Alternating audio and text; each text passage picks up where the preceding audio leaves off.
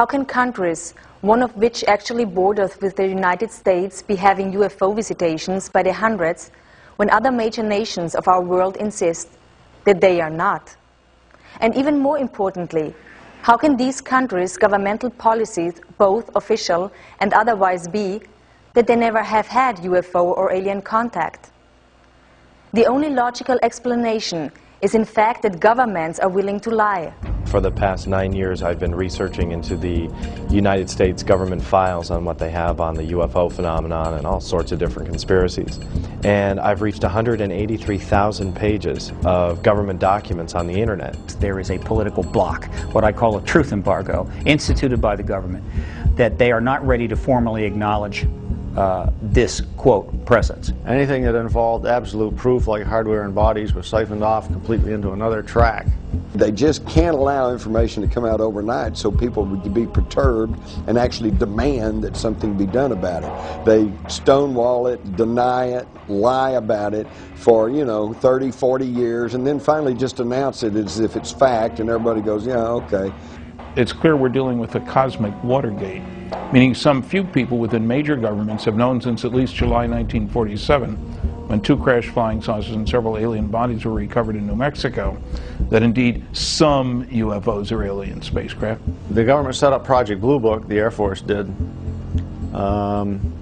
in order to investigate this subject on a, you might say, a low level. Researchers, mostly regular citizens, have proven without a doubt there's an extraterrestrial presence. We're being engaged.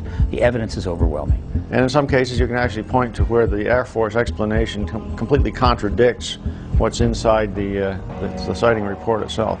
The word UFO is actually a disinformation term that was invented after they knew that they weren't unidentified and they knew they didn't fly. So it's sort of a mind play. When the first evidence of ET visitation and hardware and so on came along, the U.S. government took the attitude that we couldn't release this to the general public because it had extreme implications for defense. We don't want our enemies to know that we've got one, because then they might try to get one. To the extent that we might be able to back engineer the technology, we don't want to tell somebody else that we're trying to do such a thing.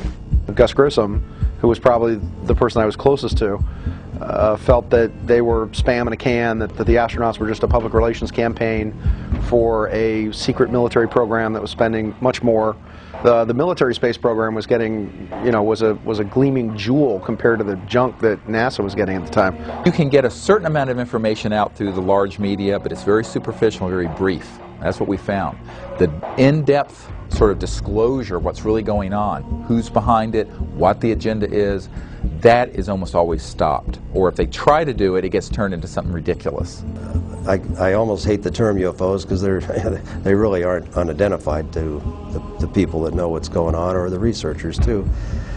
But it's what a lot of people that have the answers felt it was safe to come out of the water, so they're putting out their information on the internet, disguised or whatever. But so these other agents, per se, they're scanning all the time to counteract what's being said by other people from Intel that think it was safe to, okay, we can put this out, or they feel like it's the right thing to do now. Enough is enough, mankind has a right to know type thing. When I worked for Douglas, I was assigned to the Douglas Skyrocket. They wanted me to wire up a camera out on the wingtip that looked through a quartz window back at the canopy so that they could monitor the pilot to see what he was doing. While I went through the hangar, which was secured, there were 2 gentlemen in there. They introduced themselves. One was Naval Intelligence, the other one was CIA. And I started working, doing my job, wiring up the camera. While they sat around and talked, and it became very apparent to me that they were there for that purpose, to talk. They knew about all my flying saucer experiences, all the way from Korea. They told me intelligence, CIA intelligence group, had 3 intelligence digests, flying saucer photographs, witness documentation from all over the world. And they said that I should probably try to get those 3 copies, and that's when I wrote Admiral Freeman. and wasn't able to get the documents, incidentally. But in addition to that, they told me that I should tell people what my experiences have been. And I said, tell everybody you can, because they can't. They were not allowed to talk about it. There's this curtain of ridicule that's been drawn up around the UFO phenomenon. And as long as that curtain of ridicule holds solid, the scientists will be afraid to contribute anything to looking into UFOs. And part of that curtain of ridicule involves the fact that hardly any decent papers have gotten into the refereed scientific literature. So that curtain of ridicule may be slightly opened up now that they have a paper that they can refer to, and if they feel like writing to their own papers on UFOs. The secrecy has invaded, like a cancer, many institutions, including the media, government, corporations.